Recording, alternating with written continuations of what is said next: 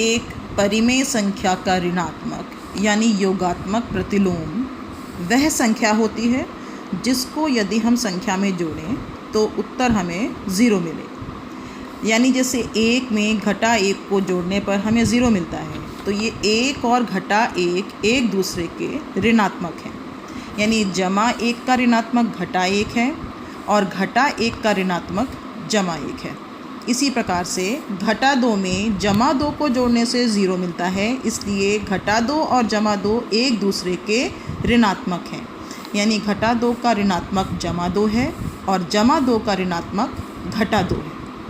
इसी प्रकार से 2/3 में अगर हम घटा 2/3 को जोड़ेंगे तो उत्तर हमें ज़ीरो मिलता है। यानी 2/3 का ऋणात्मक घटा 2/3 है और घटा 2/3 का ऋणात्मक जमा 2/3 है। तो इस तरह से हमने देखा कि किसी भी परिमेय संख्या का अगर हमें ऋणात्मक निकालना है तो इसका मतलब हमें उसका सिर्फ चिन्ह बदलना है। और जैसे आपने देखा 1 का जमा 1 का चिन्ह बदलेंगे तो घटा 1, घटा 2 का चिन्ह बदलेंगे तो जमा 2, और इसी प्रकार से जमा 2/3 का चिन्ह बदलेंगे तो आपको ऊपर नीचे दोनों का चिन्ह नहीं बदलना है, सिर्फ ऊपर वाले का चिन्ह बदलना है।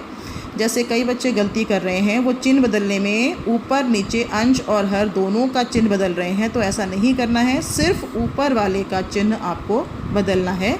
तो जमा 2/3 है तो सिर्फ ऊपर वाले का चिन्ह बदला, घटा 2/3, ये एक दूसरे के ऋणात्मक हो गए। इसी प्रकार से हम एक उदाहरण देखते हैं कि निम्न परिमेय संख्याओं के ऋणात्मक लिखो। तो घटा 7/19 का ऋणात्मक करेंगे तो आपको सिर्फ ऊपर वाले का चिन्ह बदलना है। घटा 7 का क्या हो जाएगा, जमा 7, बाकी पूरी संख्या ऐसे के ऐसे ही रहेगी, सिर्फ ऊपर वाले का आपको चिन्ह बदलना है।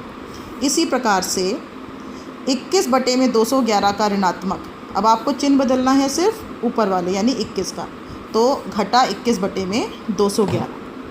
तो इसी प्रकार से अभ्यास के लिए कुछ प्रश्न दिए हैं मैंने, आप उनको करिए और ध्यान रखिएगा कि आपको चिन्ह बदलना है और सिर्फ ऊपर वाले का चिन्ह बदलना है, नीचे वाले के चिन्ह नहीं बदलने हैं। तो ये आपको कुछ अभ्यास के लिए प्रश्न दिए हैं, इसका आप उत्तर निकाल कर और आप मुझे दिखाएंगे।